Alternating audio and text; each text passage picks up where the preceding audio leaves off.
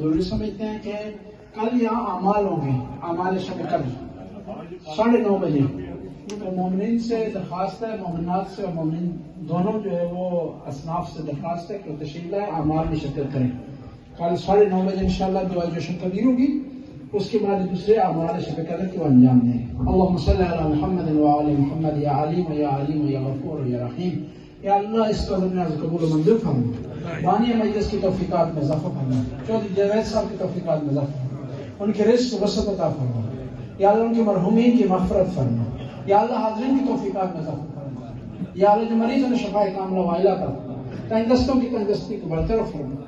رمضان کا مہینہ شب قدر کی راتیں ہیں، خدا ان راتوں کو جاگنے عبادت کرنے کی توفیق عطا فرما. دن کو صحیح معنوں میں روزہ رکھنے کی توفیق عطا فرما، استغفار کرنے کی توفیق عطا فرما. یا اللہ ذی الحقوق کے حق ادا کرنے کی توفیق عطا فرما. یا اللہ تو غفور رحیم، رحم کرنے والے، کرم کرنے والے. شیعان حیدر کرار جہاں کے انہیں اپنے حفظ و امان میں رکھا.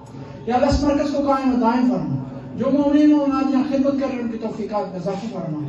یا اللہ تو غفور رہی، ہمارے بچوں کو، ہماری اولاد کو، یا اللہ اہل بیت علیہ السلام کے مشن کو آگے بڑھانے کی توفیق عطا فرما.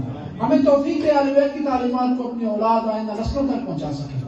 یا اللہ تو غفور رحیم، رحم کرنے والا ہے، کرم کرنے والا ہے. تیری بارگاہ میں عاجزی سے عرض کرتے ہیں رمضان کا مہینہ ہم سے کوتاہیوں سے معاف فرما.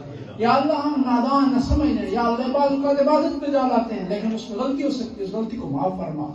یا اللہ یہ رمضان کی شبوں کو امیر المومنین علیہ السلام کی یہ راتیں ہیں، یا اللہ ان راتوں کو عبادت کرنے کی توفیق عطا فرما، صحیح معنوں میں فرصت دینے کی توفیق عطا فرما، صحیح معنوں میں عزاداری کرنے کی توفیق عطا فرما. یا اللہ اہل بیت علیہ السلام کو ہم سے راضی فرما، ہر وہ کام کرنے کی توفیق عطا فرما جس میں اہل بیت کی رضایت پائی ہے، اور ہر اس کام سے پرہیز کرنے کی توفیق عطا فرما جو امام کی ناراضگی کا سبب بنتا ہے. ربنا آتنا فی الدنیا حسنہ وفی الآخرۃ حسنہ وقنا عذاب النار. اللہم صلی علی محمد وآل محمد.